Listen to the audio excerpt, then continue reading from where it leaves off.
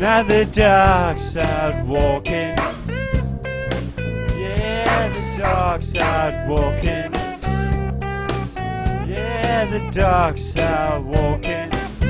Today we're talking with Jessica Wheatcraft, who's an expert on Pitbulls. She's a professional dog trainer and she's also a trainer for Pitbull Rescue San Diego. Thanks for having me. You're welcome. So firstly, I wanted to ask you, how did you get involved with Pitbulls? 5 years ago, when I wanted to adopt a dog of my own, I was looking for a Labrador Retriever or some sort of mix. And so I accidentally fell into the Pitbull thing by going to look at a dog that I was interested in adopting, who is a Lab Mastiff mix, according to the rescue.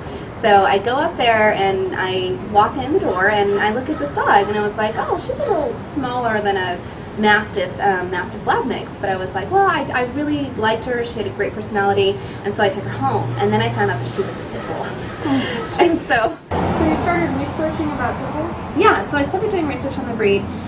Really discovered a lot of the prejudice and stuff that these dogs face.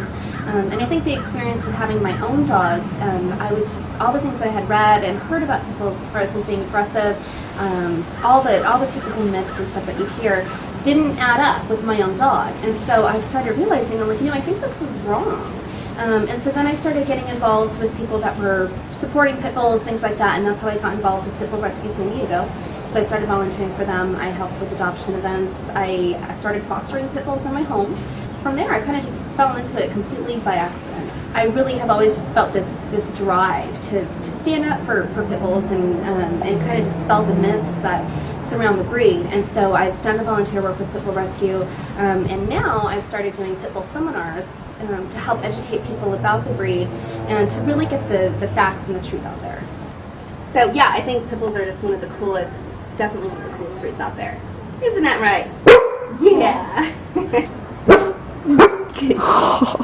So what are some good training tips for specifically pit bulls? It's not all about, exercise with these dogs. They're so smart and they're very, very, very quick. So clicker training really complements that because you kind of get the best of both worlds. Lots of mental stimulation, and it's really easy to teach them new things. Another thing that's important with all dogs, but particularly pit bulls and terriers, is teaching them how to relax themselves so they can calm down. Terriers, as a breed, they go from 0 to 60 in 2 seconds. So it's important to be able to teach them how to relax their bodies. Something that I've done with Harley is I've taught her an exercise that's called Relax on a Mat, where she learned to relax her body all on her own. One of the cues that I use when I tell her that I want her to relax is I take a deep breath. And then she takes that cue from me and it's like, maybe I should relax right now. So I'll go ahead and show you how it's done. Come here.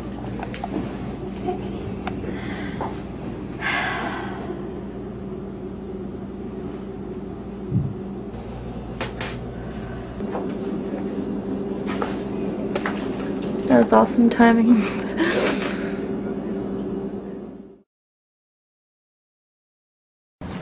So this is the easy button. We're going to ask Harley to do a couple of behaviors, and then we're going to ask her what she thought of that, if that was easy or not. And of course it's easy for her because she's a pit bull and they're so darn smart. So let's go ahead and see how she does. Spin right. Good job. Spin left. Good job. Spin right. Good. Bang.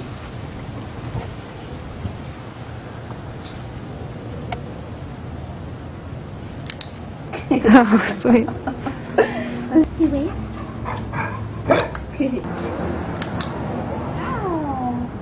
Nice work. Roll over. Oh, sweet. Hey Harley, how was that? Good job. Take a bow. Good girl. So this is one of me and Harley's favorite tricks. I taught her this one kind of as a joke. A lot of people don't feel safe around pit bulls. So I taught Harley how to spread them so I can pat her down. Make sure she doesn't have any walking jaws or anything on her. So go ahead and demo it right now. Spread them.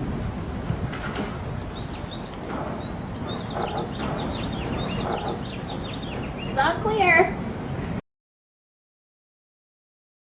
Another common misperception about pit bulls is that they're responsible for the majority of attacks on people, as well as the majority of the fatalities.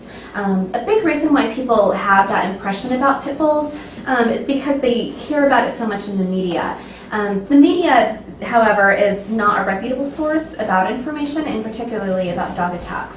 One organization that I really, really like is called the National Canine Research Council. And the National Canine Research Council was founded by Karen DeLeese. Karen has investigated every single fatality in the United States for which information was available. She has found that pit bulls are actually not responsible for the majority of attacks on people, and that there's several different factors that fall into a dog attack, and not so much of the breed. That's a point that I think is very important to make in order to help people understand why do dogs attack in the first place. It doesn't have anything to do with the breed of dog. The studies that Karen has done has shown that in 90% of dog attacks that resulted in a fatality, there was 3 factors involved. One of them, what was the purpose or the function of the dog? Was it used as a guard dog? Was it used for breeding? Or was it used for some sort of negative function? The other one was the dog spayed or neutered? That was another big factor. And the third one, which is one of the most important components, is was the dog a resident dog or was the dog a family dog? That's something that it's really important to clarify. A resident dog is a dog that lives on the property but does not live with the family. These dogs are dogs that are kept outside, they're chained up, they're not allowed daily contact with the family. Family dogs are dogs like mine. They live in the home, they get daily contact from humans, they've had training, they've had medical care, and I have a bond with these animals. You cannot expect a dog, a resident dog, and a family dog to behave in the same manner when faced with a particular situation. So these are some of the things that Karen has uncovered in her research, and I think it's so important that people start looking away from the breed of the dog and actually start focusing on why are these dogs attacking to begin with. So her website, it's nationalcanineresearchcouncil.com.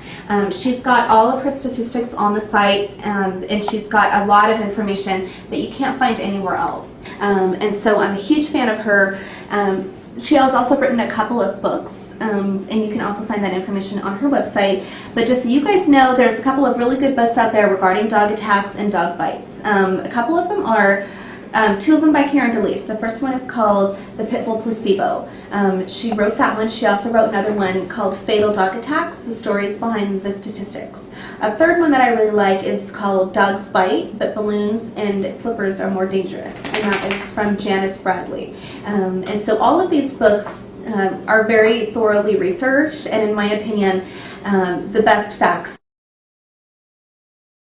Pit bulls can be very impulsive, so teaching them manners and being consistent and giving them structure really helps them thrive. All right, let's go. Can you wait? Okay.